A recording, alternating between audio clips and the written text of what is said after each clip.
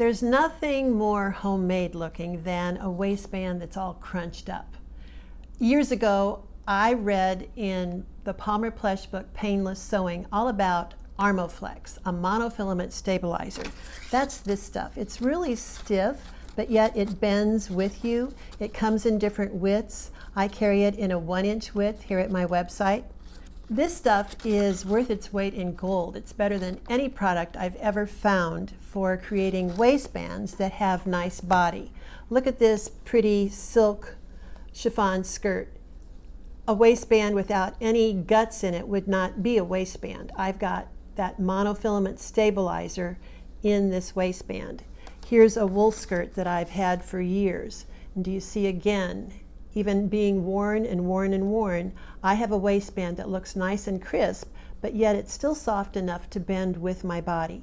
The other cool thing that you can do with this stabilizer is to use it in conjunction with elastic. So in my directions, I can show you how you can have just a little bit of elastic on each side for some waist alteration, as you expand and contract.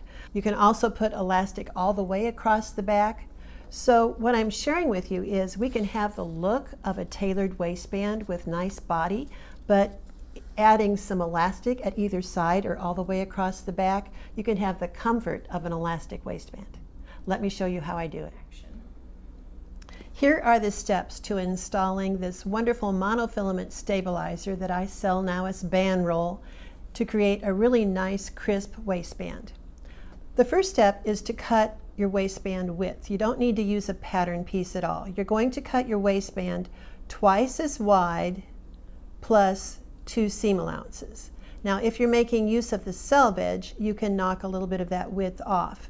If you'll look closely here, you can see in this wool skirt, I made use of the selvage on the inside for the finish, whereas on this silk skirt, I turned it under and then actually hand stitched the inside down. But all of the directions for exactly how wide you cut it are in the step-by-step PDF that I offer at my website called Waistband Magic Tips and Techniques. The first step after you've cut it is to simply straight stitch down from not the selvage side, but the other edge. I just straight stitched down there through a single layer at 5/8 of an inch from the cut edge. The next step was to take the monofilament stabilizer. However, the only manufacturer that I currently know of this product is Ban-Rol, B-A-N-R-O-L-L. I've set my machine on a zigzag. I've butted the monofilament stabilizer right up to my straight stitching, and I have zigzagged it together. So you see it's just attached to the seam allowance of the waistband, and this is on the wrong side. The next step then is to simply start to attach it to your garment. Here's the little mock-up that I made teaching how to put in a fly front zipper. I like to have a little bit longer extension on the underside. Now what I'm doing is I'm matching up the cut edge of my garment with the cut edge of the waistband. So you see it's not up like this, it's down here like this, so that my cut edges are even. You could also have marked the center back on your waistband, making yourself keying up points, and again that's all explained step by step in the PDF, which is just $2 at my website. You'll find the link for that below in the description for this video. So I'm just going to work my way around here.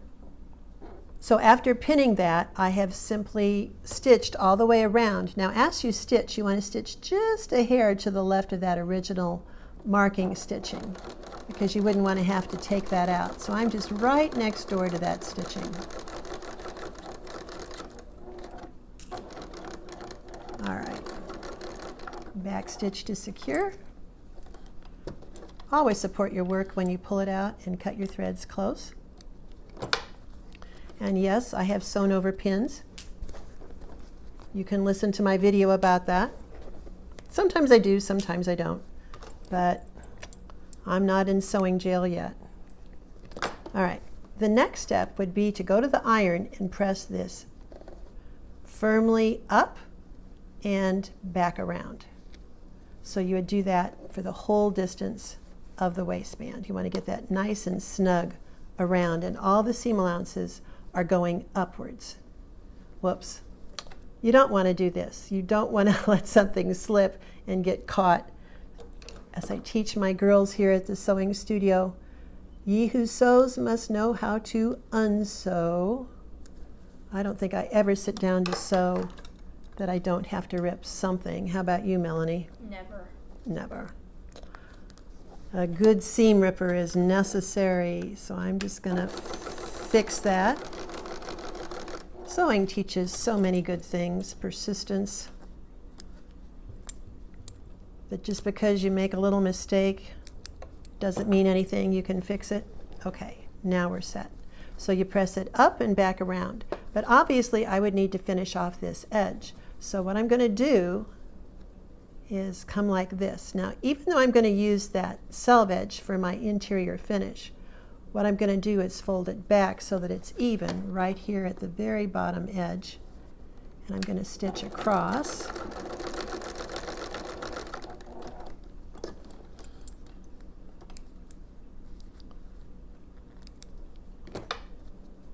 Now, here's a point where a lot of people would clip across this corner, but I don't clip across that corner because I want this fabric to help stabilize that end.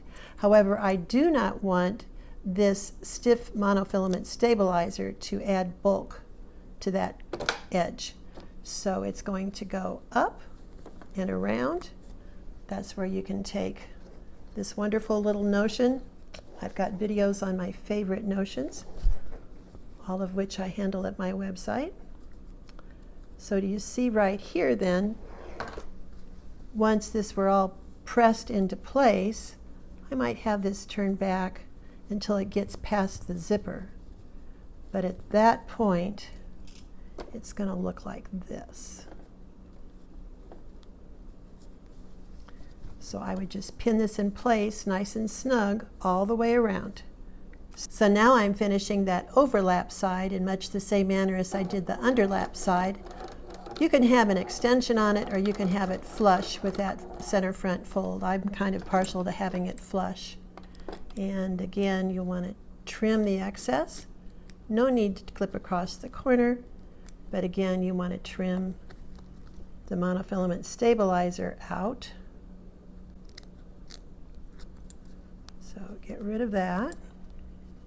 You always want to reduce bulk when you can, but sometimes, as I teach in one of my other videos about where you clip, where you snip, where you notch, fabric can help support a corner. So look how nice that looks. Nice and flush and straight. The next step would be, as I said previously, to pin this all the way around. And then because the selvage is finishing the inside for me, I would simply top stitch. Now I have some choices here. I could stitch in the well of the seam, that's called stitching in the ditch, for which you would want a matching thread, or you could elect to stitch really close to this edge. Let me do that just a little bit here for you. So I'm just stitching really close to the edge, and you do that all the way up. But you see how nice that looks? And then that would hold everything in place from the back side. On the other hand, if you want to do that inside edge by hand, you would have allowed for a full 5/8 half inch or a 5/8 of an inch extra, and then you would turn it under and stitch it by hand. The very final step would be to install your closure mechanism. I like these wide hook and eyes, and to do that, you can actually do it by machine, at least for the straight bar or the eye part, not the hook part, but the eye part. What I'm doing here is lowering the feed dogs on my machine. I always prefer a machine where the feed dogs can actually lower. Lower end machines, less expensive ones, they give you a little plate to cover up the feed dogs. I'm not a real fan of that. Okay, so the waistband has all been stitched in place, and what I'm going to do is bring this, and I've set it on zigzag. So the zig is the left swing, the zag is the right swing, and I know from experience that 2.5 is the width. You know, going very slow. But you let the machine do the work here. The feed dogs are lowered, so it's not advancing. That's why it's just stitching in place. The other thing you could do in lieu of lowering the feed dogs would be to take your length down to nothing. Again, this is on zigzag. Go slow, hand wheel it to start with to make sure you're holding it all in position. Hold it still. There you go. You might also find on your machine a button sewing on stitch. It just looks like a little bar tack, and you could adjust that to be the right width as well. What's inherent in that stitch is that the stitch length has been pulled way down. So that's not going to rip off. The other part of the hook mechanism, however, is this one, and it would be really tacky to stitch this on by machine because that stitching would go through to the right side. So here's where some hand stitching is just necessary. And when you do the hand stitching, you will want to go all the way through all the layers a couple of times, but your needle will come up and then go down almost exactly where it came up. So you'll just have a little dab of matching thread there, but it does need to go a couple of times through all of the layers. But once that hook is installed and done in the perfect place, you'd have to have zipped this up and lapped this and marked it to determine exactly where that goes. You've got a really nice secure closure on a lapped front zipper with a nice firm waistband made from monofilament stabilizer using Londa's great directions. Find them in detail step by step for just $2 at the link below.